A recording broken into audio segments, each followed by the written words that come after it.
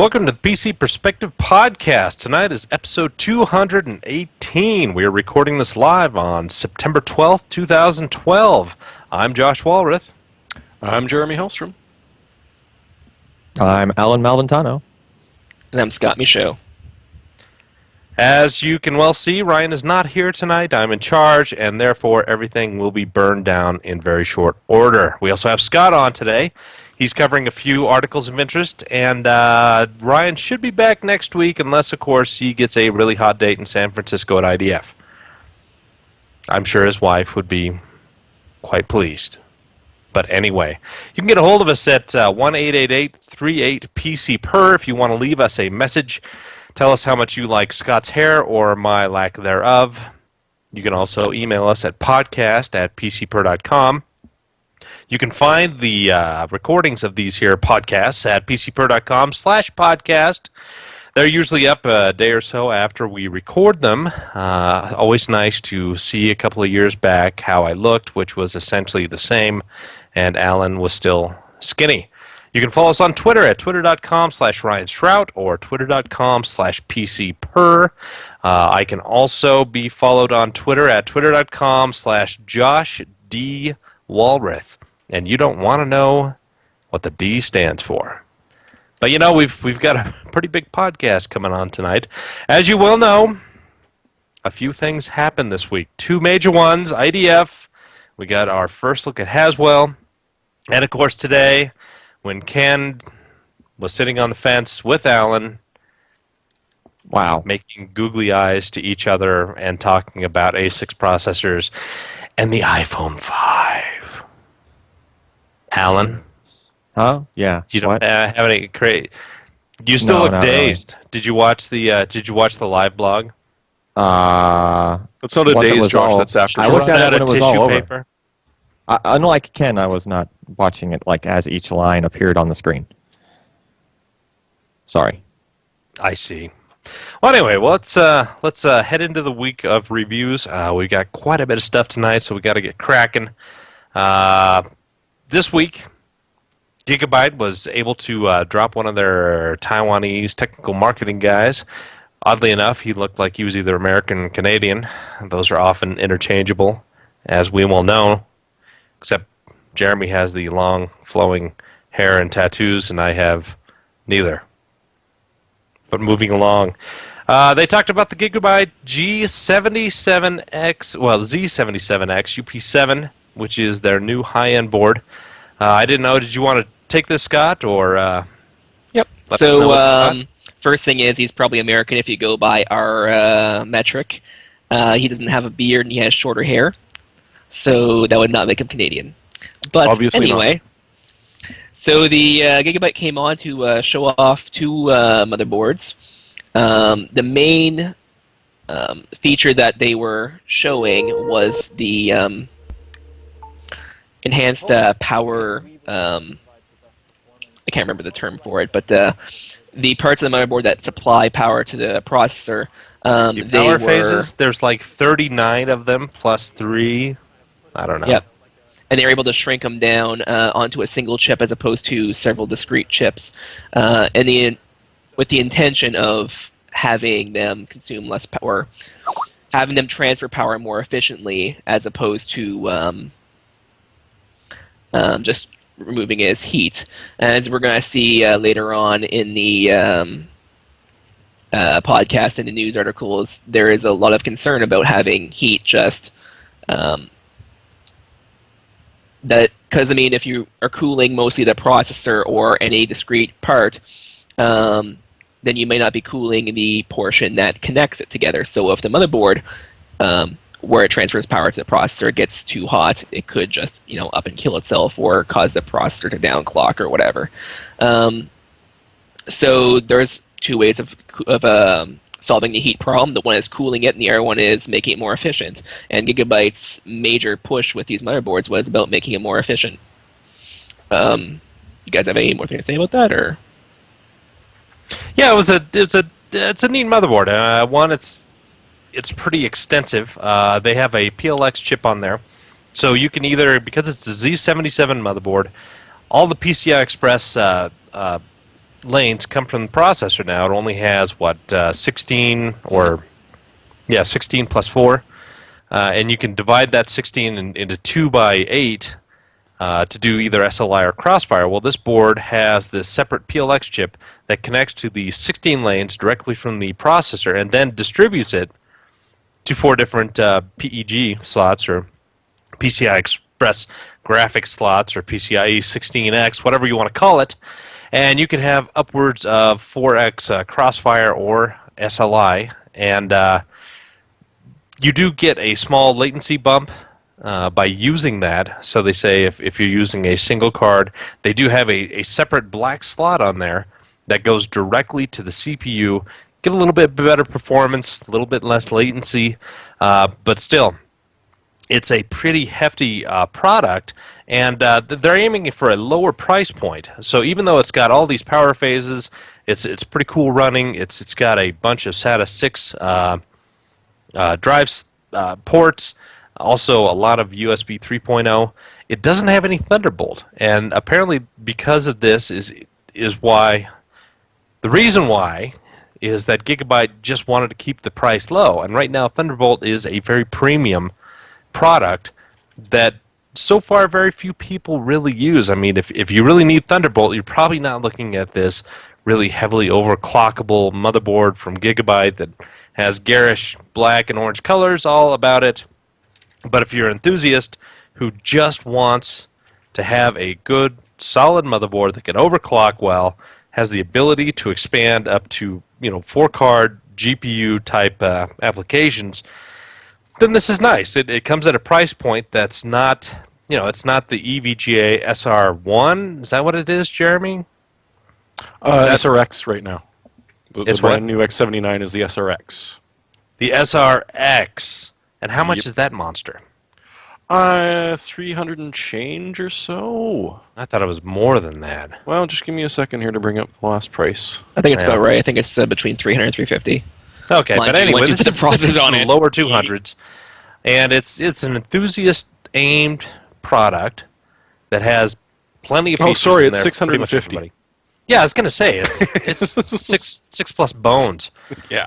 That's not so good. So if you want just one single processor, but still plenty of expandability, then you're gonna want to go with this one. You're gonna have to read the directions really well because you may not be able to plug everything in there that you want to in these certain slots that are available. So they also went over the Z77N Wi-Fi, which is the really, really, really small board.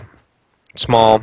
Ken's probably going to show you a picture here shortly because, well, that's what Ken does. But anyway, it's another Z77 device.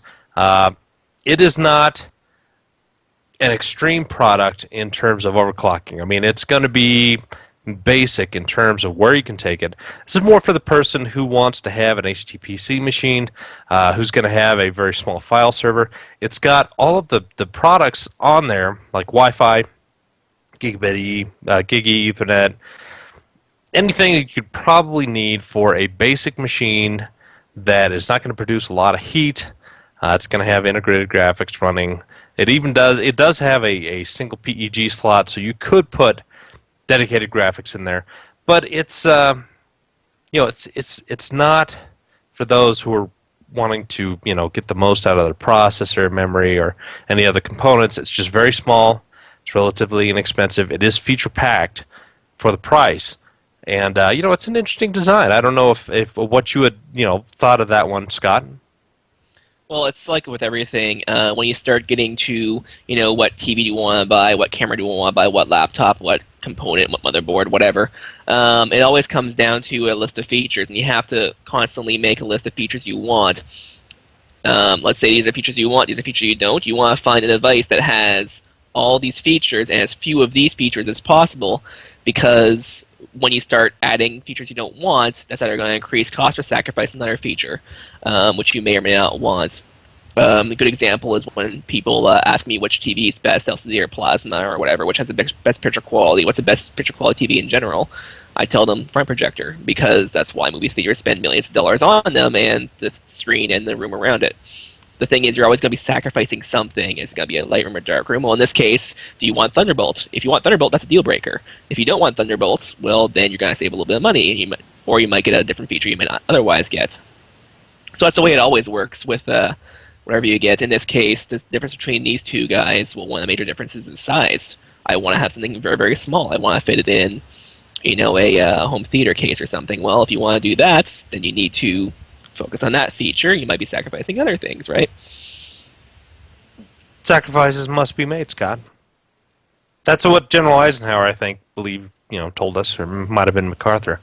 But moving along, it was a very exciting episode with Ryan and the guy from Gigabyte. There was much laughter and a few tears, maybe just from Ken, because the stream was acting up. Lenovo Thinkpad X1 Carbon review. Matt was able to post this up, I believe, a couple days ago, or is it today? Sorry, just clearing my throat. That was back on the 7th. But I see. Well, Jeremy, tell us all about it. Well, the thing about this is it's actually the first Ultrabook Lenovo's released. They showed us a really nice one back in CES, which still has yet to make it onto the market. But for those of you desperately waiting, the Thinkpad X1 Carbon has finally arrived. You're looking at about a 3-pound notebook, a 3-pound Ultrabook that's, I think he said about the better part of 3/4 of an inch thick at its absolute thickest. But inside, you get an i7 3667U, which has the HD 4000 graphics, which of course is what you're doing, and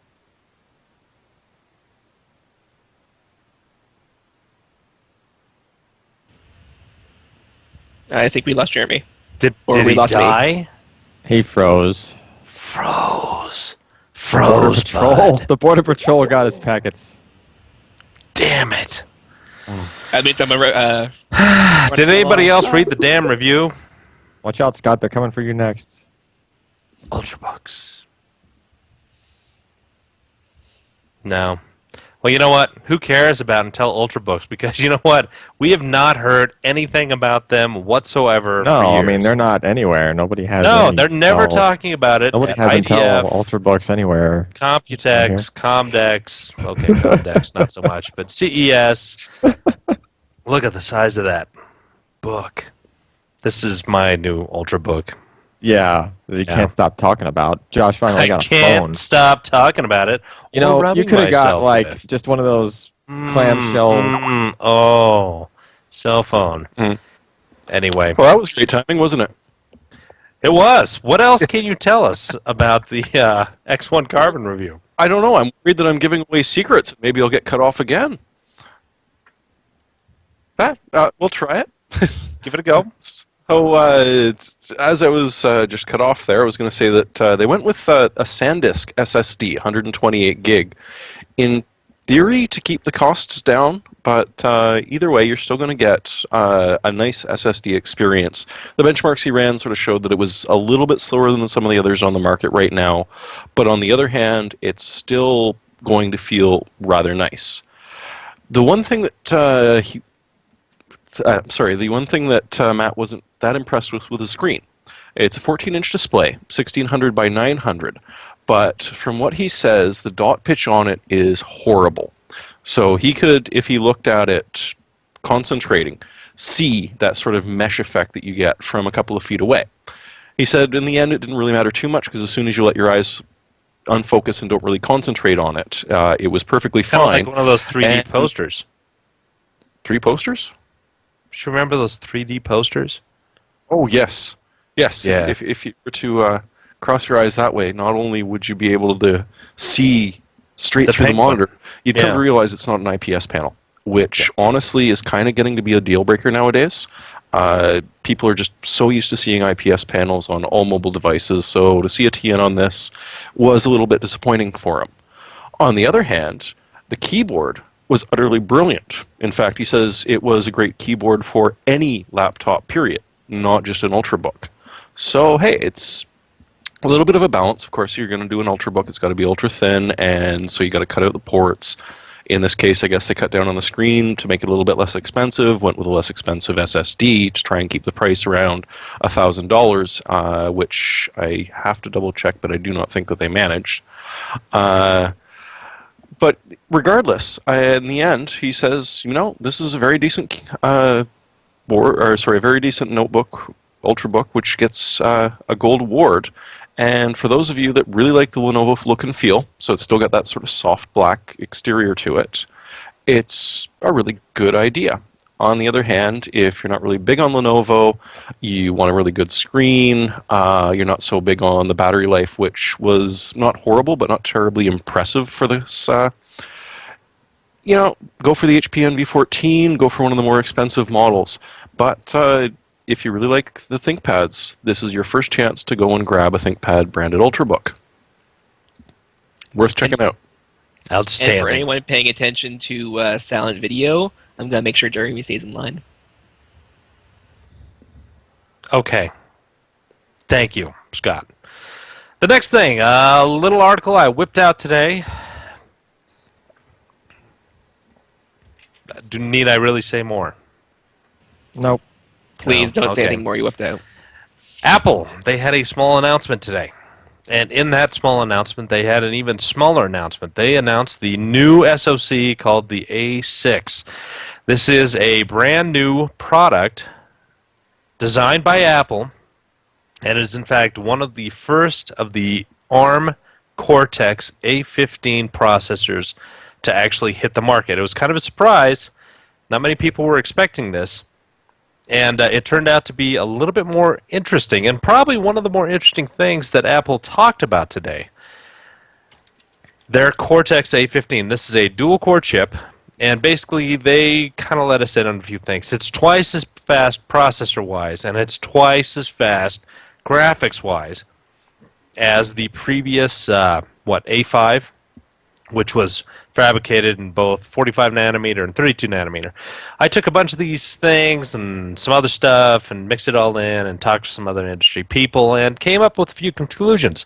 Looks like this is actually fabbed by Samsung at 32 nanometers.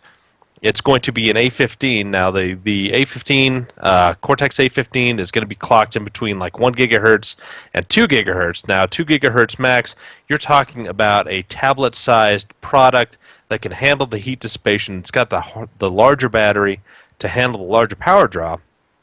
And then the ultra-mobile stuff will, of course, be running it at 1 gigahertz. Now, with a cell phone, we have seen, like with the Samsung Galaxy S3, which uses the Qualcomm Snapdragon S4. God, it's like an MSM 8 something, something, something. But basically, it's a dual-core crate-based device, which is an Cortex A9 Plus, I guess you could say. It's not quite an A15, but it's running at 1.5 gigahertz. And we kind of look around and see the old Apple product, the iPhone 4S. It was a dual core running at 800 megahertz, I believe. So just kind of feeling around, we figured that it would land in between 1.3 gigahertz and 1.7. Most likely, it's going to hit that 1.5 gigahertz sweet spot. Now, once you get above that, you're going to start seeing, voltage and wattage really starting to rise until it hits that 2 gigahertz spot. So, it offers good battery performance in multiple applications like video playback, just talking, internet browsing, stuff like that. And boy, what else to say? I mean, it's got better graphics as well.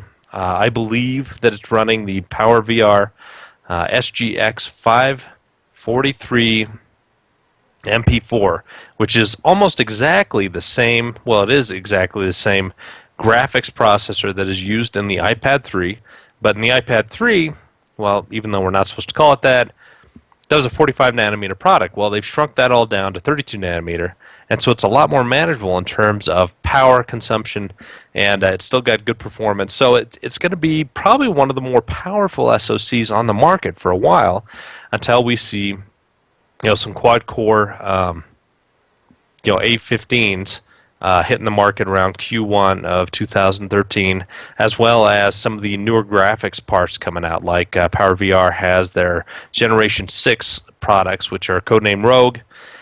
Those are not out yet, We're still dealing with the DX9 based OpenGL 1.2.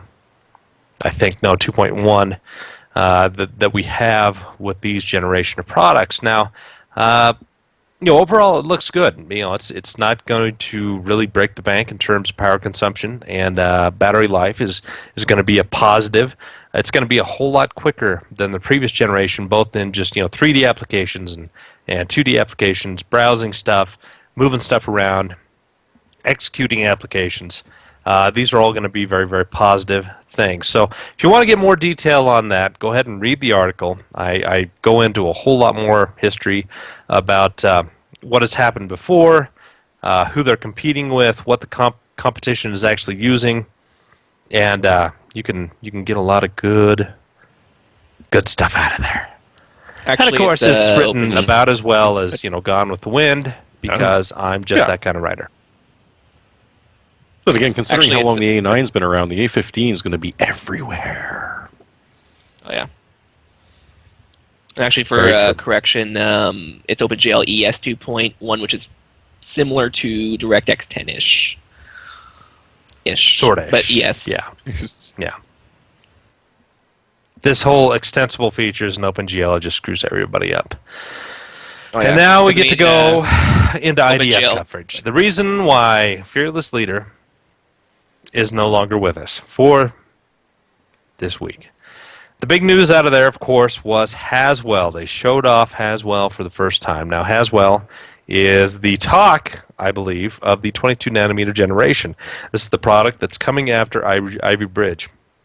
They didn't go into huge details, but they did release some information. They have designed Haswell from the beginning to be able to go from 10 watts TDP up to, 100 plus watts, depending on what kind of server it is going to be. And so, with that in mind, it doesn't deviate from Ivy Bridge all that much. It has some new features. It's got like a larger TLB. It has, 8 ports in the decode stage as compared to 6. Or did I get that wrong? Yeah, no, it's 6 versus 8. They've done a lot of little tweaks throughout the entire design to improve performance and kind of, make this a generational change. But we're kind of hitting the wall in terms of IPC in these large, CPU products that are hitting 100 watt TDP. We will eventually see, of course, more cores be put in, but in terms of per core performance, it's getting pretty tight. So they do add some performance, but we're not expecting a huge shift as we have seen in the past. Now, the area that has the biggest change is, of course, the graphics portion. Intel is adding. They've redone the graphics. It's a lot more powerful, and they have 3 stages. They have GT1, GT2, and GT3. GT3 being, of course, the most powerful, and it doubles everything from the GT2 generation of products.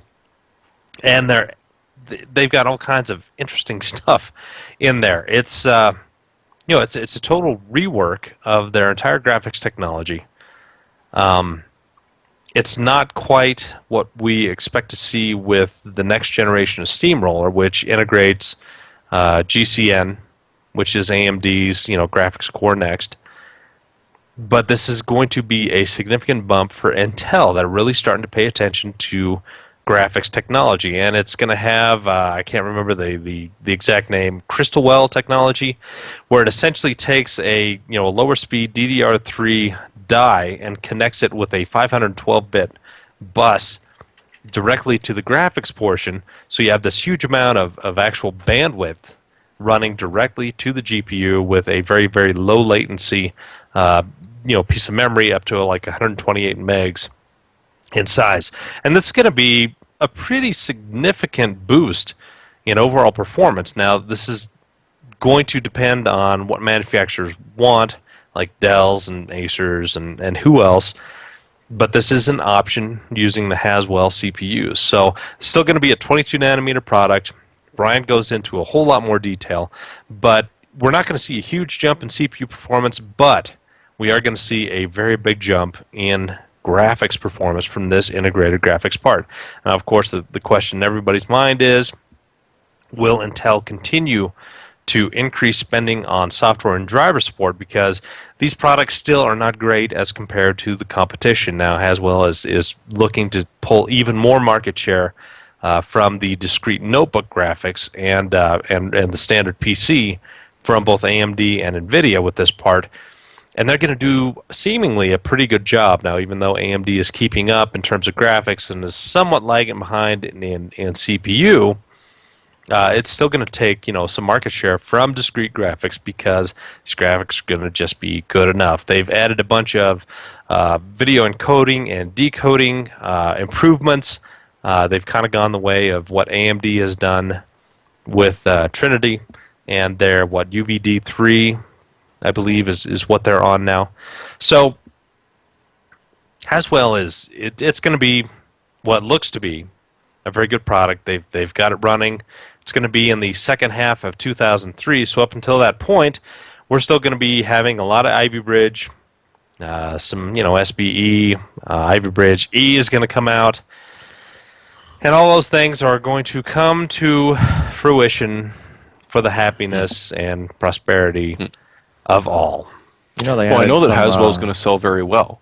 They've added a specific feature which is going to be very, very popular with the males. Skin tone tuned image enhancement. I have a better feature that they added. Let's hear it. It's a little more practical, actually. Transactional memory synchronization. Know anything about that? TXT? Or TSS? I don't know if they abbreviate it that way, or They it's do. something within TSX. Yeah.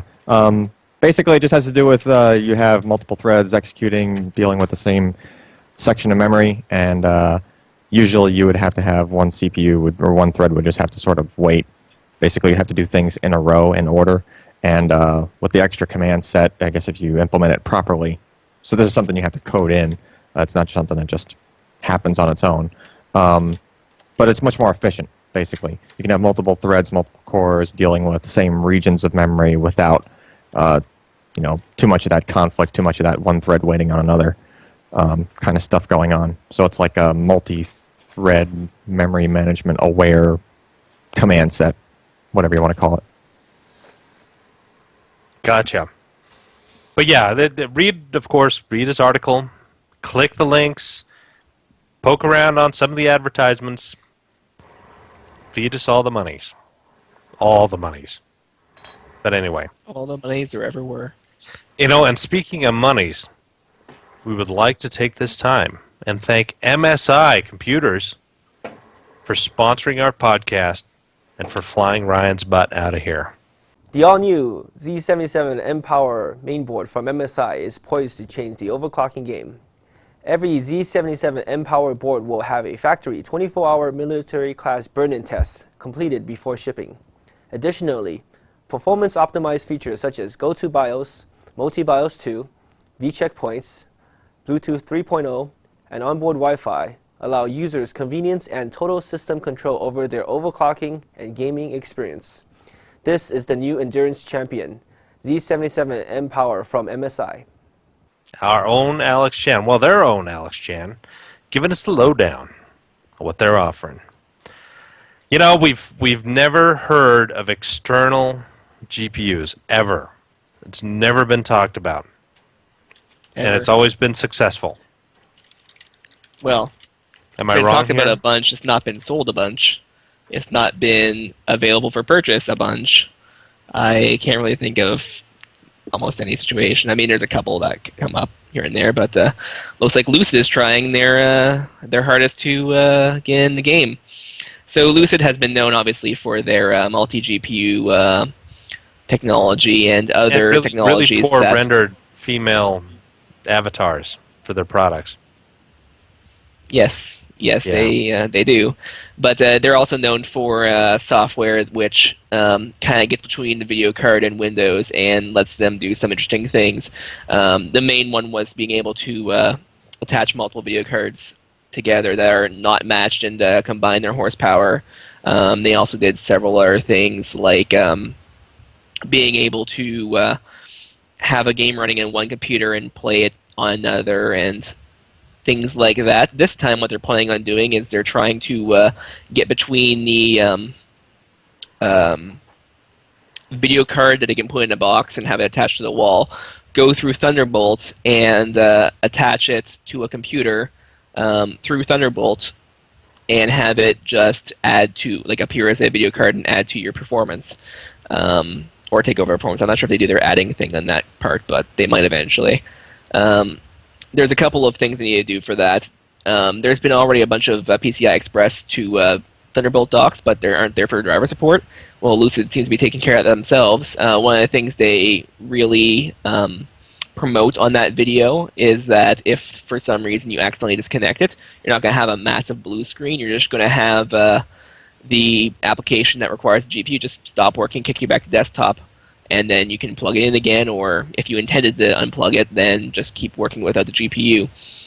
So you can see cases where someone buys a Ultrabook or some other well-talked-about laptop device with Thunderbolt, and they go around doing their things around town, browsing the internet, doing their work in classes or whatever, and then coming home and they have their desk with a little spot for a laptop. They put it down, dock in a Thunderbolt connector, and they have all the monitors around them connect and be able to have a full-class gaming PC. Because it turns out that these days, mobile processors, if you have a really good mobile processor, it's pretty good for doing gaming. It's not really that bad. The main problem is just getting enough graphics horsepower to drive it. And if you can stick that in the box where you come home and you dock it, why not? That'll give someone another reason or another way of accomplishing what they want to.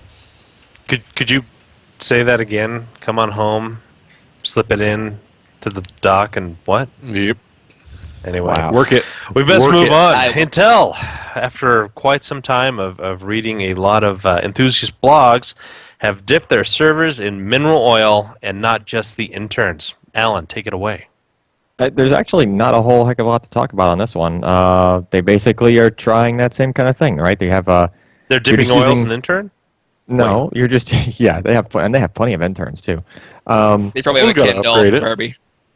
No, they're basically just taking huge tanks full of not what's in the picture. That was that test thing, or that one that The one that we did, yeah.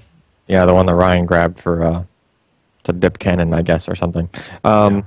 No, they basically take tanks with mineral oil in them, and they also take I think it was just like a water to air, just like a regular kind of radiator style cooler, and they just stick that in there as well, right? So because you need something to draw the heat out of there. If you're going to put a bunch of server gear into something, the mineral oil doesn't just magically make the heat go away, but it's handy as just a transfer medium, right? It doesn't get dusty. You don't have to worry about any of that other stuff going on. It's just something handy to transfer medium or transfer heat, and it's an insulator, right? So it's not going to mess up all the electronics. And that's like it, a really. I really It wonder just- about it was the just weight, sort of- though. Do what? I got to wonder about the weight, because they're thinking about this for server applications. So just what would the weight be of an entire cabinet, like a full rack immersed in mineral oil? Well, I would imagine what they're that's gonna doing be is something seriously like heavy. because you know how their server gear, whatever what was it, King's something. What was Crossing. that? Anyway, Yeah. I was going to say King's Quest. but Knight's I'm Corner? Dating myself. Knight's Yeah, Corner. Knight's Corner. There you Kingsbury. go. That gear is pretty dense, right? There's a whole bunch of stuff in a really small chassis. So, you think about that or blade servers, stuff like that, and you could probably even custom make heat sinks that heat sinks don't need to be as large. They don't need to have fans on them, right? So you strip all that stuff off, you can start really squeezing a whole bunch of that gear into a very small space. So it's probably just a better way to go as far as that goes, right? Specific to server gear. And you could probably have a whole 42U rack, floor to ceiling, high full of gear normally. You could probably shrink it down to something that's third as tall, and you wouldn't need as much supporting, metal around it, everything else. Sure, the mineral oil is going to weigh something, but just sitting on the floor of a server room, right? And you also won't need the raised floors and the air conditioning. And what they actually one of the major conclusions they come up with is even though they tried it for a year, they didn't notice any difference in reliability or anything compared to air cooling, even though they just used stock air parts, like the heat sinks they put on the processor was just air heat sinks. Yeah. Yeah, And not except, specially designed hardware at all. The maintenance would suck, though. You got to give it that. Pull it out. I gotta let it replace dry- a let it hard drip drive. off for Where's the the next gloves? 30 minutes. Yeah, apparently just like every single Intel engineer had a chamois with them to clean up the spills of oil and stuff like that. Everyone was walking around with it whenever they were in that room. Ugh. Yeah, it's got to be a little slickery on the floor. But moving on, Western Digital, they like their hybrid drives. Actually, they really don't because they haven't released all that many. It's been mostly, Seagate and Toshiba and... OCC. Sure. Not that kind of hybrid drive, Scott. OCC has like Well, the not PCI the Express PCI hybrid. one, but yeah. Yeah. And I think Seagate recently, I don't know, it was in the new Zen book. There's I believe, a Seagate hybrid drive in the new Zen book, and I don't know if they made something a little bit thinner than normal or not. Whatever the case may be, Western Digital's going for broke on this one because they have a 5-inch, my goodness. 5-inch. Uh, It's a five- disc this 5 big. millimeter. Alan's bragging about the size again. Yeah. 5 millimeter. But if that's 5-inch for Alan, Yes. 5 millimeter hybrid hard drives. So they have a blue series and a black series. Actually, I think the black is the only one that's hybrid. I think the blue is just a regular, just a single platter disk. But the black is supposed to have up to a 32 gig SSD sort of tacked on as a hybrid solution. And these things are so thin they can't use like the regular serial ATA connector. They have to use a small form factor. It's like an 8038 connector, which is just like an edge connector as opposed to a regular plug. And I guess they announced it was supposed to be 32 gigabytes of flash memory because when I first reported on that, they didn't say. So I guess 32 gigs of cache is actually quite a lot. They'll do like Windows twice. Yeah, it'll do Windows and all your apps. You know, a decent number of apps at least. 32 gig is a good size. And that's compared to you only get 8 gig on the Seagate, unlike the 750 gig Seagate hybrid drive, the Momentus XT. Actually, what was the maximum of Intel's offering where you can put your own SSD in? They went up to a maximum, was it 60? That is 60 or 64, I believe. But that's on the motherboard, right? You have to go through the motherboard. Yep. It has to be, it has to use Intel RST. And don't get me wrong, that works great, but just the hardware has to support it.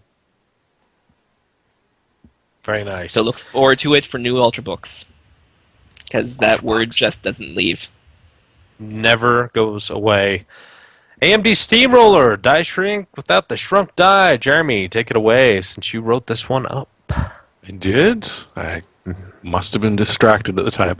No, it's, it'd be nice if we could actually find some real hard facts about Steamroller. We've been hearing about it for forever. We know that, hey, it's a pile driver core, it's optimized a little bit, but we've had very, very little beans on exactly what it is that's going on.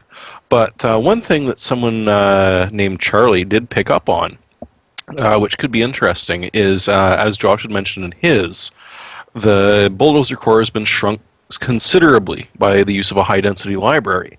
Now, the thing I hadn't realized until I actually wrote this article was that the way that AMD did that was they just grabbed their GPU high-density library and applied that directly to the CPU core.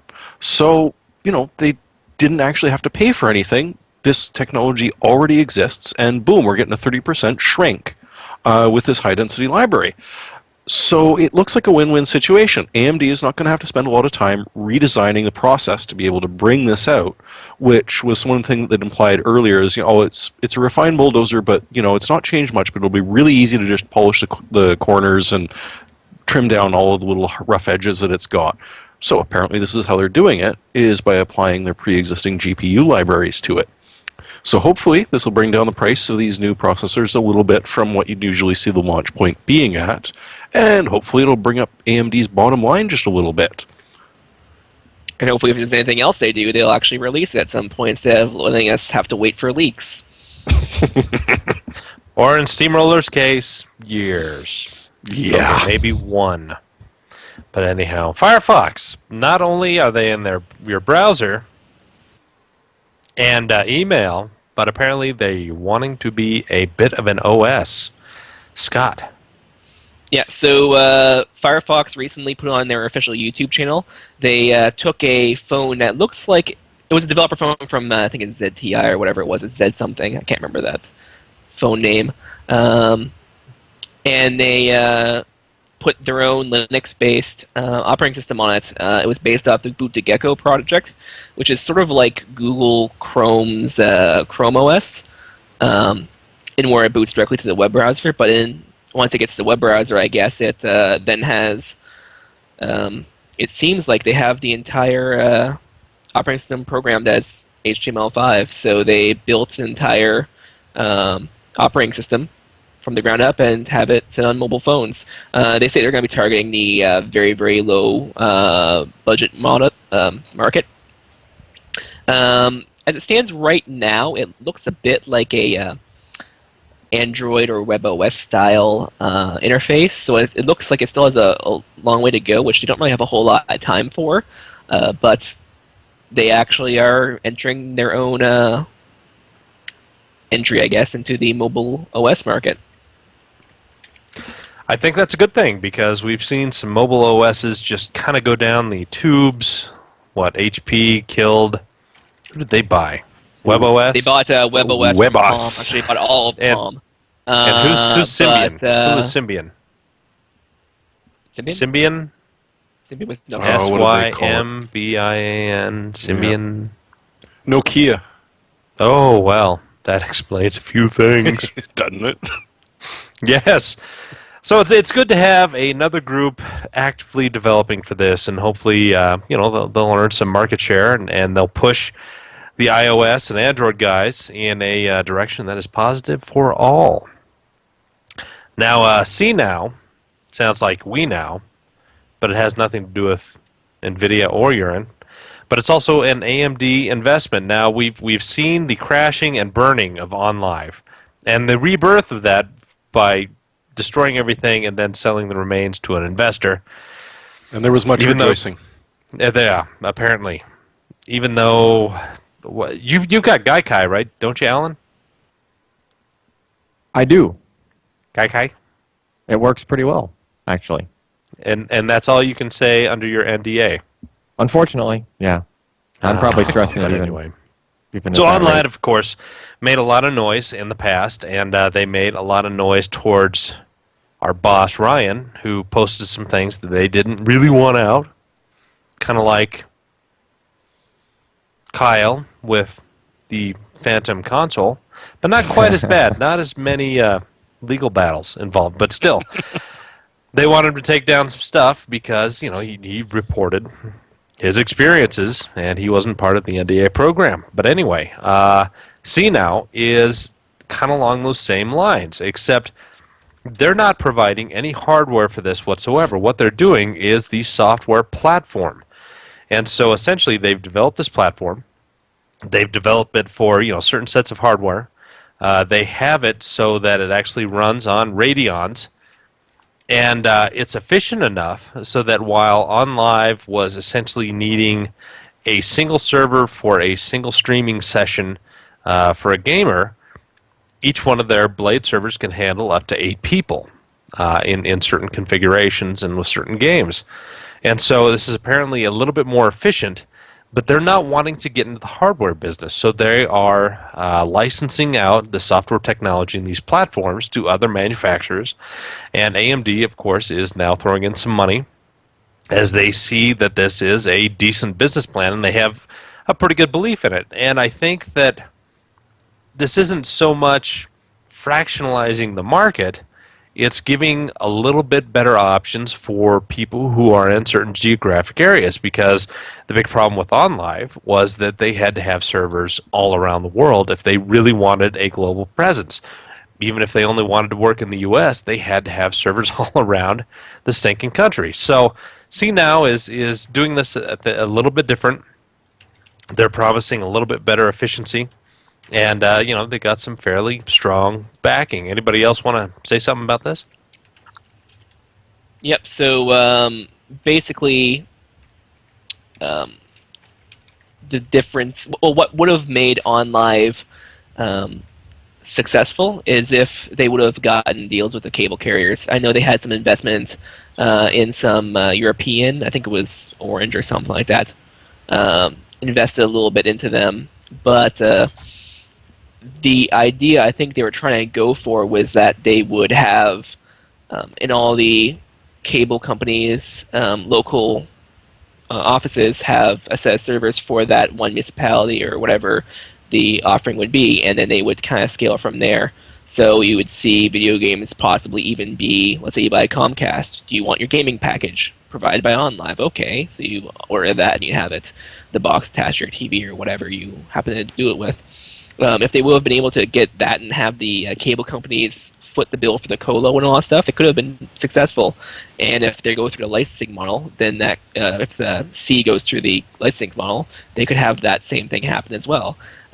As you probably know from last week, I'm not a fan of that. I don't like having video games controlled by someone else and being like, here, you take this controller, we'll have this really long cord going to our computer, and trust that's what we're going to do on this side, right? Just trust us. Yeah, we got Yeah. your best interests at heart. Yeah. Yeah, so I'm not so much a fan of that, but I mean, if C can, like, one way they can make success is if they license their software and their platform out to people at cable companies, and it becomes a cable service where you'd be like, oh, I want to, buy gaming package as along with HBO or whatever, and have that be part of my monthly bill. So that's one way they could succeed. So OnLive is burning, and AMD is seeing all over it. And you ought to get our gaming package, because, if you go with the other guy's gaming package, your packets just ain't going to have the priority that you'd have if you'd gotten our package. Yeah, Yeah, could see it coming. roger that.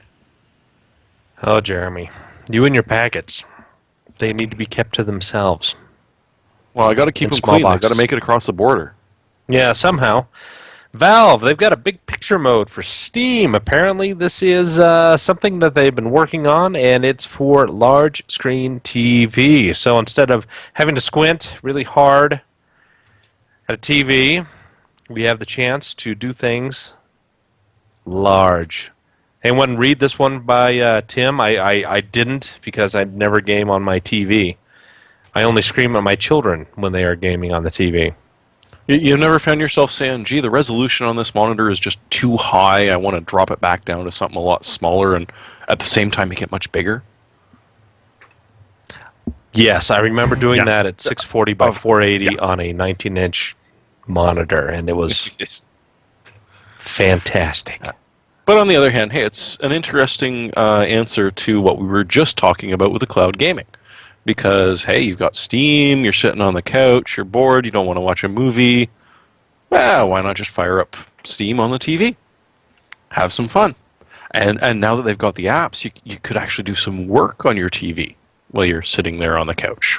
Who would Of do such a course. thing? Yeah. Well, telecommuting at its best, alt-tabbing between That and hockey Counter-Strike game. and Excel. Yeah. But, it's an interesting idea for those of us that think that console gaming is the pinnacle of evolution because it's so big on my TV. Hey, it's an extra market for Steam. As you say, Josh, I'm not really that impressed. I don't really see, as a PC gamer, exactly what the attraction is. But if your idea of PC gaming is some sort of a console port and you've got a USB controller and you think this is just the pinnacle of gaming evolution, you're going to love this. Actually, Pinnacle I see or a bit more to panacea? this. Go ahead. Pinnacle or panacea? Ooh. I see a little bit more to this than that, actually, when it comes to Steam's big picture. One thing I've been noticing is that Google and Steam and a couple other players seem to be all pushing in the exact same direction. They're both simultaneously looking for big content distribution platforms. They're both looking for big TV offerings, Google TV or Steam big picture. And they're also Steambox? going for wearable computing at exactly the same time. So I'm wondering if there's some weird link between those three services that they're all trying to build up the infrastructure for to win in that later battleground. So it'd be interesting to see if there's any way that wearable computing, because it happens exactly the same time in all situations, Google Glass or Steam's wearable hardware. If there's some weird link between content, maybe we'll start seeing movies and other stuff come through Steam. I believe there actually was an announcement of that somewhere, where there was supposed to be non-gaming content come through the Steam network. It's possible they might just be fighting for the big content distribution platform amongst all of our devices, not just home theater PCs. Steambox. Steambox. Yep, Valve's hiring hardware people, you know. they are. Yep. Yeah. So anyway, you know, that's it for this week, and we will be moving on to our hardware software picks of the week. Now, someone wrote in for Ryan. He's probably going to be having a toothpick because he's been treated to some very nice dinners, a lot of IDF, and we've been having peanut butter and jelly sandwiches here. Hopefully, And you in brought the fact, mouthwash. Jeremy's only just had scotch. Yeah, and that's much better than painkillers. mouthwash. Yeah. So if Yeah. Jeremy has Scotch, what does Scott have? Gin. I don't. Jim We Beam. don't. No. No, we're not going there. Scott has water. Jeremy, what is your pick? Dirt cheap, SLI capable, crossfire capable power supply. Been holding off on buying one. I was looking for one that is going to have at least 4 PCI Express power plugs. In this case, it's 2 6+2s and 2 6s. But the deal for this one was it's 105 regular. It's the single rail XFX Core Edition Pro, fully wired. It is not a modular power supply. If that's really important to you, skip it. There's a slightly more expensive XFX unit that you can pick. Thing was that this was $105, $15 off directly, so depending on where you were in Canada, it's saving the taxes plus a bit or saving the taxes plus a lot, and a $25 mail-in rebate card. All told, about $70. It is a solid power supply. It's gotten a lot of good reviews. Proper single 12-volt rail design.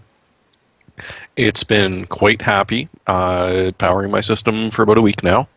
And the new egg version, if for you non-Canadians, is about $10 more expensive, but the exact same thing applies. $15 off when you buy it, $25 mail-in rebate card.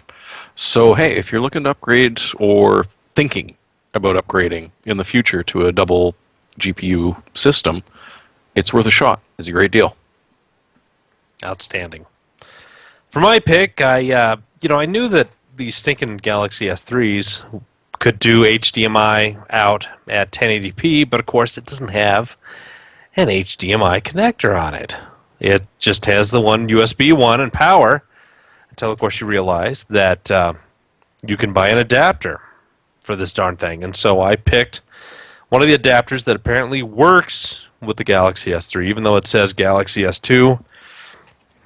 It supposedly works with the S3. It's only $17, and if you wanted to, you put in a 32 or 64 gig flash SDXC, SDHC card in here. You can load up a couple movies. You can take this with you anywhere, plug it in, HDMI. Your kids have instant access to movies and content, and hopefully not the content that Jeremy and Alan often watch together over Skype with each other. What do you You mean? got We're to keep making those things separated. But anyway, give that a go. It's cheap, and apparently it works. So anyhow, Alan, what you got? Since I've tested this a little bit, I've been battling a storage test bed that decided to blue screen every time I installed the Intel RST. But luckily for that, I didn't need the Intel RST for this guy right here. This is the Western Digital MyBook Velociraptor Duo, which is kind of cool. It's Thunderbolt. Did you finally get that thing in? Yeah, we got it in. Works. Does pretty well, actually. It's basically When are you going to test it? When are you going to write that up? Well, I'm testing. I had to unplug it to show it to you guys. All right, so you got Look at that flip top.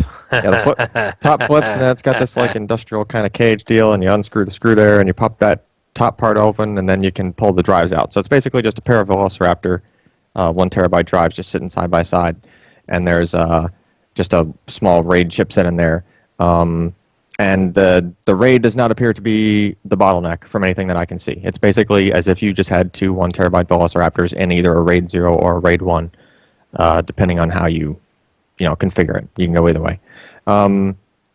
So it's pretty good. Just the fact that it's in an external box, it pushes like almost 400 meg per second. If you put it in Death Wish RAID mode, pretty snazzy. And you can daisy chain them too, although that's one part that we cannot test because we only have one unit. But the picture on their website shows them putting 4 in a row. I think that's actually the limit. That's like the WD Centipede. Sort of. Yeah, I guess you can call it that. But I would imagine it would probably push somewhere close to a gig per second in that mode, since the Thunderbolt is 10 gigabits. Theoretically. Yeah, and there's a picture. Ken is showing. Scott, you were going to say something about that? I said you could call it that. You probably won't. No, I don't think. I don't think Josh needs to work in the marketing department ever. Ever. It could be such a good Centoraptor. There are some companies that would be good for Josh to be marketing department of. Let's leave it at that. Not one of them. Scott, what do you got for us?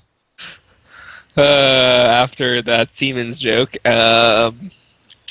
So, back to school, everyone is frantically trying to print off their assignments and projects and stuff like that.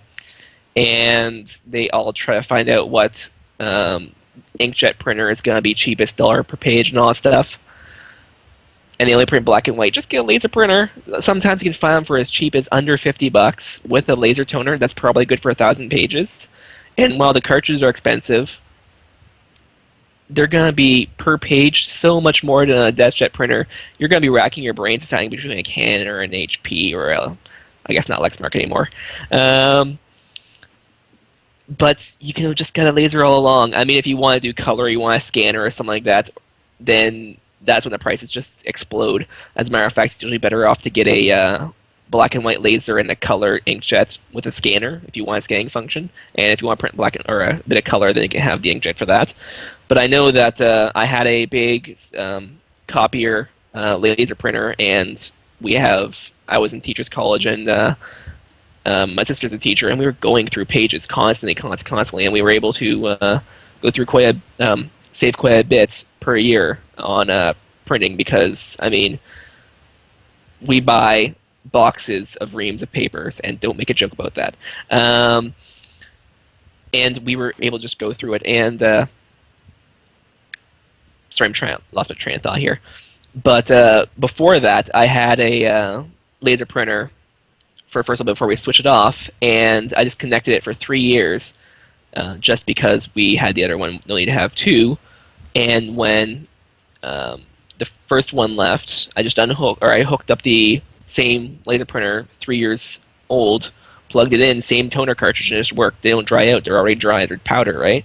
So if you are concerned about your laser cartridges drying out, or you have problems with just spending too much on laser toner or on a ink, just go for laser. It's just so much easier. And it's cheap, and I like cheap. And if you want to undry your laser printer toner, just add water. Right. Well, unless you get one of the ones with a built-in expiry date, because they do that now. Oh yeah, there's I thought printers were essentially disposable now. For your home printer, it's cheaper to buy a new one than it is to replace the ink cartridges in it. Just look for the one on special. Yeah, but then they usually don't include full ink cartridges. I've seen some ink cartridges that only let you print a dozen pages and then they're dead. Oh, the floor model. Yeah. Yeah, it's fantastic stuff. Well, that's our fantastic show for this week. All without Ryan. I think that it was successful in ways. No, anyway. We all suck. No one died. But still, you can get a hold of us at 1-888-38-PC-PER or email us at podcast@pcper.com. You can go and visit these podcasts at pcper.com/podcast and relive your fondest nightmares of myself and Scott talking about technology seemingly ad nauseum. Twitter.com/Ryan Shrout if you want to follow him. If you don't want to follow him, you can do twitter.com/PCPer. That way you won't ever have to hear about Kentucky basketball ever again. You can follow myself at twitter.com/Josh D. Walrath. Alan, you've got a Twitter, don't you? /Malventano. /Malventano. Anybody else got a Twitter? Jeremy even joined. Hellstrom. Jeremy Hellstrom. He's got a true. Twitter account. I'm a twat Follow now. him at your own risk because he never says anything. I have 2, use none. Right. So anyway, that is our show, and we thank you for joining us this fine evening as we're heading into fall, getting closer and closer to winter, except if you live in Texas where it's still hot as hell. It's 80 right now. That's still hot as hell. Okay, maybe not as hell, but it's pretty damn close for a guy who's living in 54-degree weather right now. And with that, I'm Josh Walrath. I'm Jeremy Hellstrom. I'm Alan Malventano. And I'm Scott Michaud. And we don't have Ryan. No. And when the cat is away, the mice come out and play. And I think that we did pretty well tonight. Good night. We clicked that mouse.